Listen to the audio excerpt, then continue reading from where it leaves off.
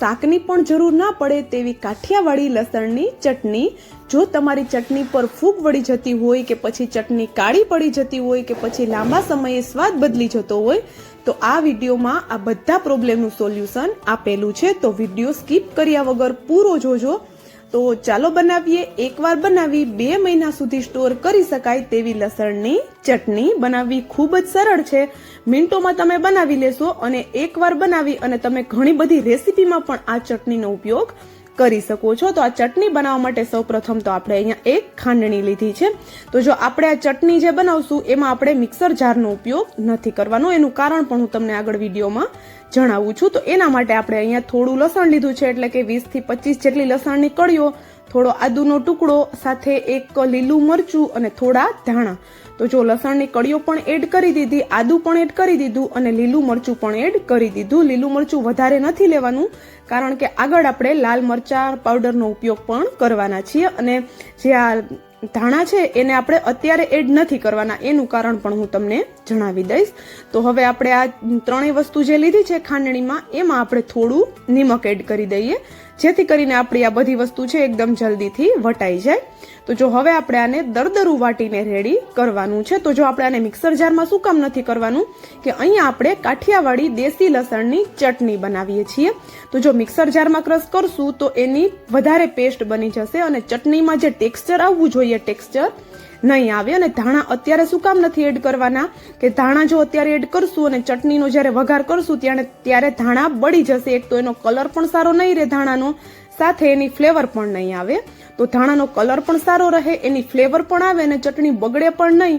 એ માટે ધાણા આપણે કયા સ્ટેપ ઉપર એડ કરવાના છે એ પણ હું તમને આગળ વિડીયોમાં જણાવું છું. તો જો તમે અહીંયા જોયું હશે કે આપણી ચટણી છે આપણી આ લસણ અને એની પેસ્ટ છે એ આવી દરદરી એવી વાટીને રેડી કરી છે. મતલબ કે બધી વસ્તુના ટુકડા સમજ આવે છે એ રીતે આપણે એને વાટવાની છે. તો એને સાઈડમાં રાખી દઈએ અને હવે આપણે અહીંયા એક પેન લઈ લઈએ. તો જો અહીંયા આપણે આ ચટણીનો વઘાર કરવાનો છે કે જેથી આપણે આ ચટણી લાંબો સમય સુધી સ્ટોર કરી શકીએ. તો એના માટે આપણે અહીંયા એક પેન લીધું છે. પેનમાં આપણે હવે ઓઇલ લઈ લઈએ. તો ઓઇલનું પ્રમાણ અહીંયા આપણે થોડું વધારે રાખવાનું છે, કારણ કે જો ચટણીને સ્ટોર કરવી હોય તો ઓઇલ આપણે થોડું વધારે જ લેવું પડશે. અને જો તમે ઇન્સ્ટન્ટ ખાવા માટે બનાવતા હોય, મતલબ કે અઠવાડિયું 10 દિવસ માટે, તો તમે ઓછું ઓઇલ લેશો તો પણ ચાલશે. અને આ વધારાનું જે ઓઇલ છે એનો ઉપયોગ પણ આપણે કરી શકશું, એ પણ હું તમને જણાવું છું આગળ વિડીયોમાં. તો જો ઓઇલ ગરમ થયું એટલે અડધી ચમચી જેટલી રાઈ એડ કરી દીધી અને એમાં આપણે અડધી ચમચી જેટલું જીરું એડ કરી દઈએ. રાઈ અને જીરુંને એકદમ સરસ એવા પહેલા તો આપણે ફૂટવા દેવાના છે અને પછી આપણે એમાં થોડા મીઠા લીમડાના પાન એડ કરશું અને સાથે અડધી ચમચી જેટલી આપણે અહીંયા હિંગ એડ કરશું. હિંગનો ટેસ્ટ ચટણીમાં ખૂબ જ સરસ આવતો હોય છે, તો હિંગ આપણે ચોક્કસથી એડ કરવાની છે. મીઠા લીમડાના પાનને મેં આવી રીતે ચપ્પુની મદદથી કટ કરીને એડ કરેલા છે, જેથી કરીને એના ઝીણા ટુકડા થઈ જાય અને આપણે ખાતી વખતે કોઈ બહાર કાઢી ન નાખે અને એની ફ્લેવર એકદમ જોરદાર આવે. તો હવે આપણી બધી વસ્તુ સંતળાઈ ગઈ પછી આપણે લસણવાળી જે પેસ્ટ બનાવીને રાખી છે તે એડ કરી દીધી અને સરસ એવી લસણવાળી પેસ્ટને મિક્સ કરવાની છે. ઘણા લોકો શું કરતા હોય છે કે લાલ મરચું પાવડર અત્યારે જે લસણ છે વાટતા હોય છે એ જ વખતે એને લસણ સાથે વાટી અને પછી એનો વઘાર કરતા હોય છે. પણ એવું કરવાથી આપણે જ્યારે લસણ સાંતળશું ત્યારે જે ચટણી છે એ બળી જશે અને ચટણીનો કલર બ્લેક થઈ જશે. તો આપણે એવું નથી કરવાનું. ચટણી આપણી એકદમ લાલ બને, એકદમ લાલ ચટક જેવી, એના માટે આપણે અહીંયા એ મસાલાનો આવી રીતે ઉપયોગ કરવાનો છે. તો જો અહીંયા આપણે શું કરશું કે એક વાટકી લઈ લઈએ, એમાં આપણે 2 ચમચી કે તમારે જેટલું પણ લાલ મરચું એડ કરવું હોય એટલું તમે એડ કરી શકો છો. તો જો અહીંયા મેં કાશ્મીરી લાલ મરચું ઉપયોગમાં લીધું છે, તમે નોર્મલ મરચું લેતા હોય તો થોડું ઓછું લેવાનું છે. 2 ચમચી જેટલો લાલ મરચું પાવડર, 1 મોટી ચમચી ભરીને ધાણા જીરું પાવડર એડ કર્યો અને અડધી ચમચી જેટલું આપણે અહીંયા હળદર એડ કરી છે. સ્વાદ પ્રમાણે મીઠું એડ કરી દઈએ. તો જો ધાણા જીરું પાવડર થોડો આપણે વધારે લેવાનો છે, કારણ કે ચટણીમાં એક ધાણા જીરુંથી બાઇન્ડિંગ આવશે અને સ્વાદ પણ સરસ આવશે. ક્વોન્ટિટીમાં ચટણી થોડી વધારે બનશે. તો જો અહીંયા હવે આપણે એમાં થોડું પાણી એડ કર્યું અને આ બધા મસાલાને સરસ એવા મિક્સ કરી લેવાના છે.